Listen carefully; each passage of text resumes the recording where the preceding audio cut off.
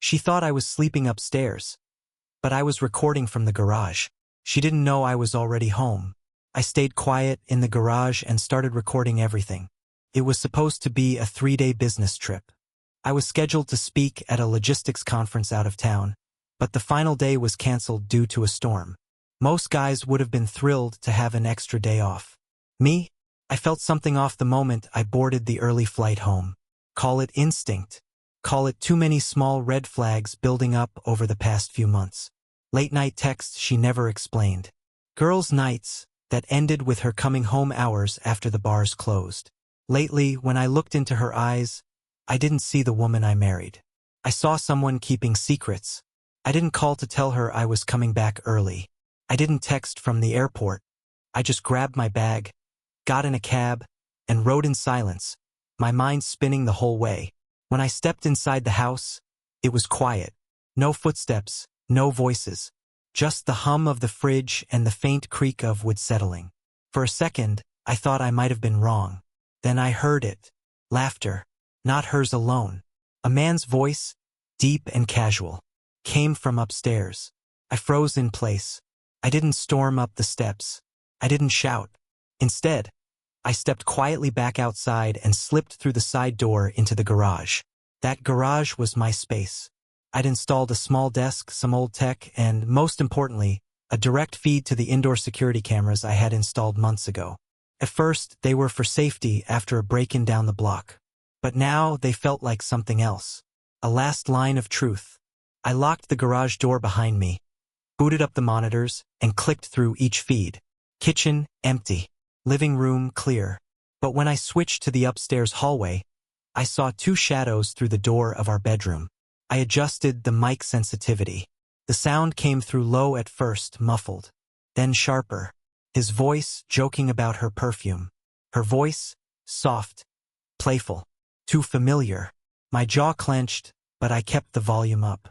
I didn't want to miss anything.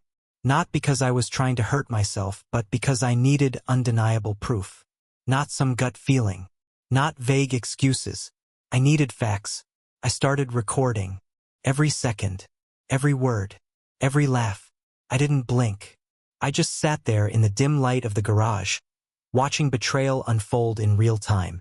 At one point, she mentioned my name casually, as if I were a distant obligation. Said I'd be gone until late tomorrow. He laughed again. I didn't. I could have burst in then, kicked open the bedroom door and ended it all with shouting and chaos. But I didn't, because this wasn't just about catching her. It was about how I caught her.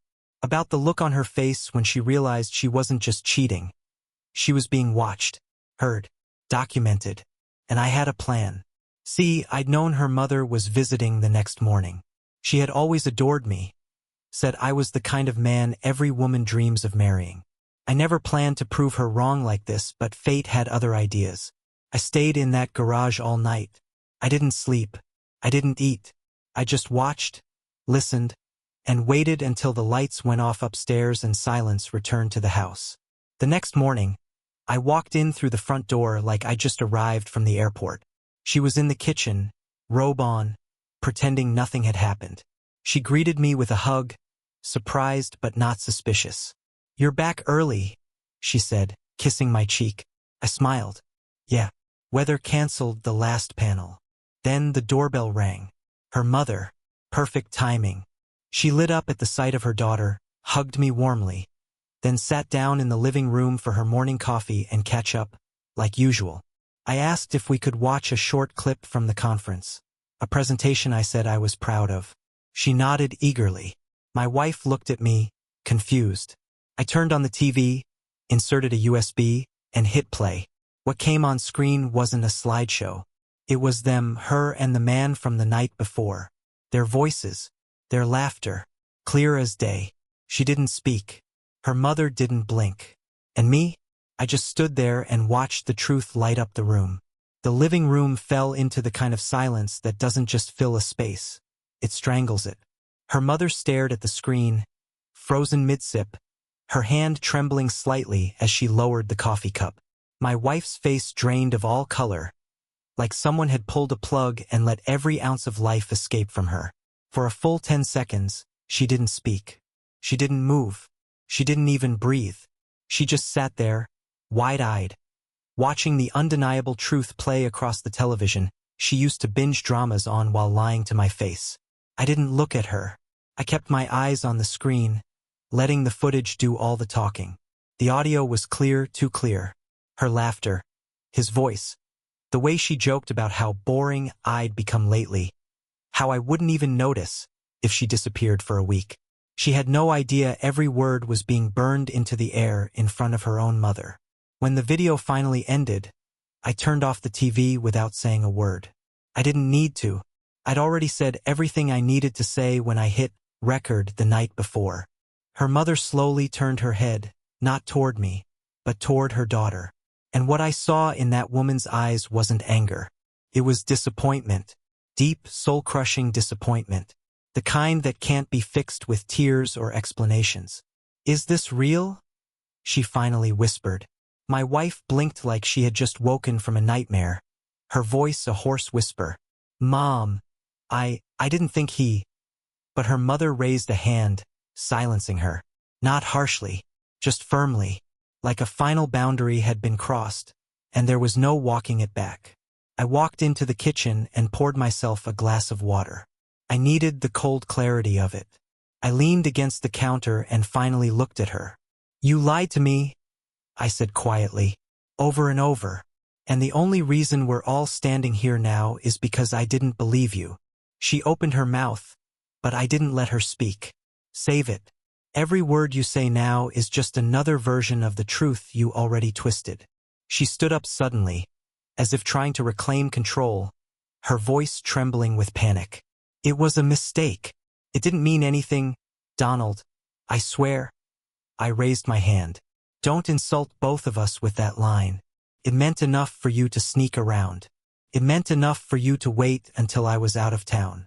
It meant enough for you to bring him into our home, into our bed." She flinched at that, her eyes darting to her mother, whose face remained stone-cold and unreadable. "I was going to tell you," she said weakly. "No," I said, stepping forward. "You were never going to tell me. You were just going to keep going. Until maybe one day I found out some other way. But I did find out. And I found out my way." She looked so small then. Not physically, but emotionally. Like all the power, all the control she thought she had evaporated. She wasn't the confident woman from the night before, laughing in our bedroom with a stranger. She was just someone who got caught. And now she didn't know what came next. Her mother stood slowly. "I need some air," she said, voice trembling. "I don't know who you are anymore." She didn't wait for a reply. She walked out, quietly closing the door behind her. My wife looked at me, tears finally forming, her lips parting like she was searching for the right words, the magic sentence that would rewind the tape and make it all disappear. But there was nothing left to say. She had burned every bridge with one match and one lie too many. I walked to the stairs without another word. I didn't pack that day. I didn't need to. I just needed space. She didn't follow me. Maybe she finally realized the weight of what she'd done. Or maybe she was just as lost as I had been, months ago, wondering when things started falling apart. Upstairs, I sat on the edge of the bed, our bed, and looked around the room. It didn't feel like mine anymore. Everything felt staged. False. The throw pillows she insisted on arranging every morning. The scented candle on the nightstand. The framed photos from vacations that, in hindsight, were probably more for show than memory. I glanced down at the camera I had placed earlier, still on the nightstand, blinking softly. I turned it off. I didn't need it anymore. I had all the proof I could ever want. What I needed now was peace. And I was ready to find it. I didn't sleep that night. Not because of rage or heartbreak. Those emotions had already run their course. What kept me awake was the sheer stillness of everything. The silence in the house was no longer comforting, not even eerie. It was hollow, like a stage after the curtain drops, when the actors leave and the lights go cold. For hours, I lay in the dark, staring at the ceiling, playing the night's events over and over. Every detail etched into my memory.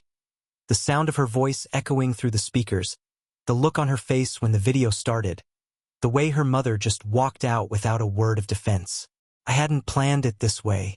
I never imagined I'd be the one pressing play on a recording of my own betrayal. But in that moment, I realized something critical. I had finally taken back control. For so long, I had let confusion, doubt, and denial steer the course of our relationship. I kept convincing myself that I was overthinking, that maybe I was just being paranoid. But my instincts were sharper than I gave them credit for. And now I had nothing left to doubt. The next morning, I woke up not from rest, but from sheer exhaustion. I went downstairs, half expecting her to be gone. But she was still there, sitting on the couch, bundled in a blanket, eyes red and vacant. She looked up when I entered the room but didn't speak. I walked past her, into the kitchen, started a pot of coffee. The routine felt surreal, like going through motions in a house that didn't feel like mine anymore. She finally broke the silence. "I don't know what to say," she whispered. I kept my back to her, watching the coffee drip. "That's because there's nothing left to say," I replied. "Anything you say now would just be for yourself." She stood up slowly, walked toward the kitchen, her voice shaking. "I didn't plan it. I didn't expect it to go that far. I just felt lost. And you were always so focused on work and projects and everything else." I turned around. "And instead of telling me that you decided to let someone else into our house? Into our bedroom?" I didn't yell. I didn't need to. My voice cut sharper in calm. "You didn't feel heard, so you chose betrayal over honesty. That's not just weakness. That's cruelty." She flinched, but I saw no fire in her eyes.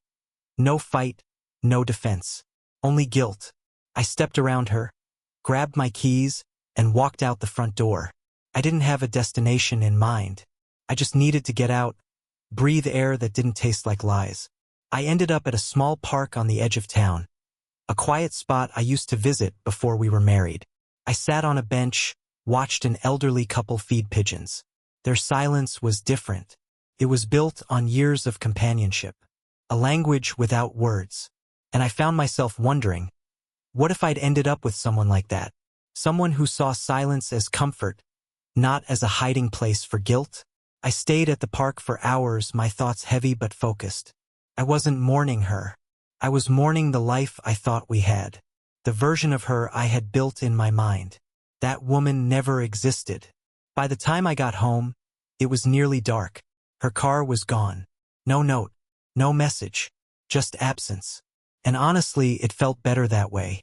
I walked into the living room, stood in the same spot where the TV had played her secrets just 24 hours ago.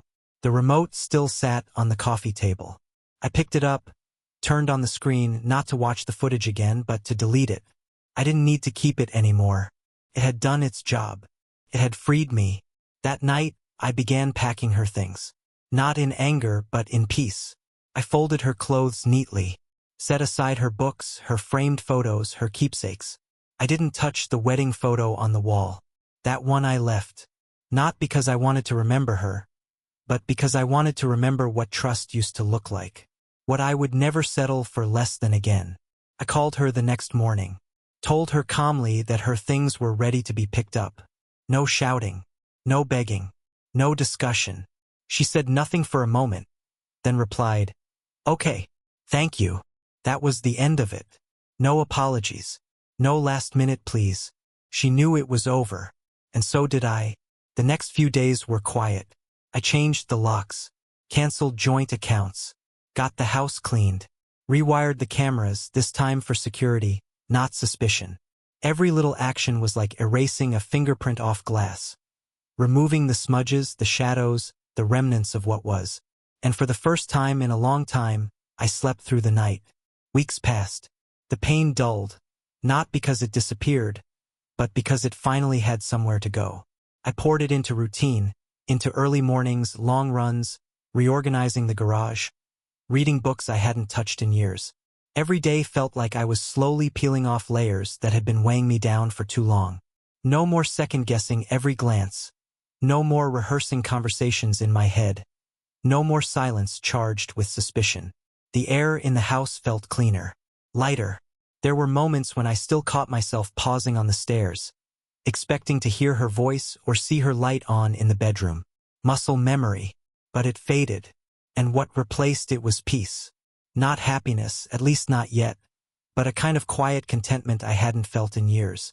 I started reconnecting with parts of myself I'd pushed aside during our relationship.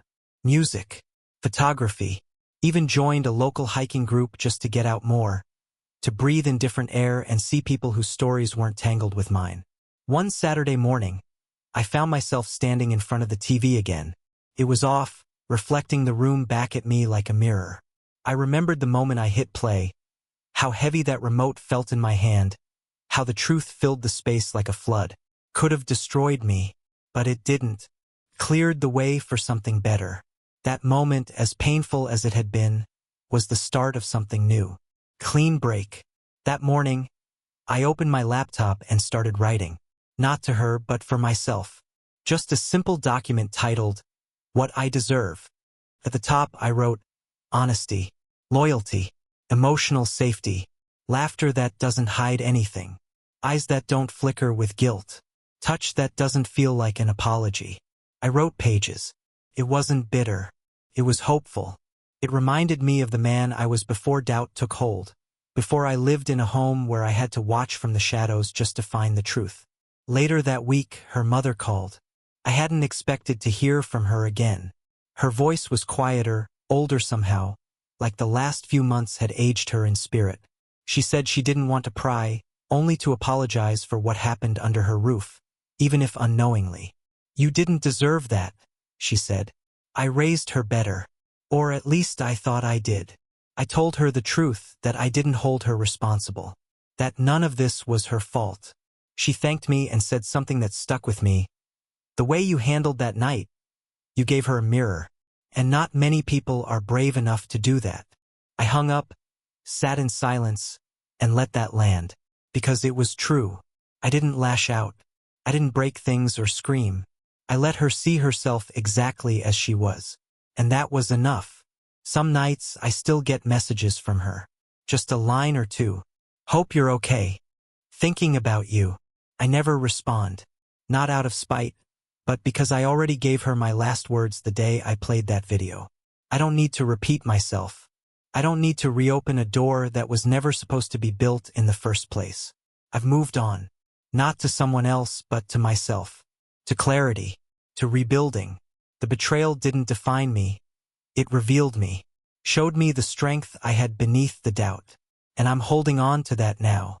So if you're watching this and you've ever been lied to, if you've ever been made to feel like your intuition was just paranoia, trust me, you're not crazy. You're paying attention. And one day you'll be grateful for the moment it all came crashing down. Because that's when you start rebuilding on solid ground.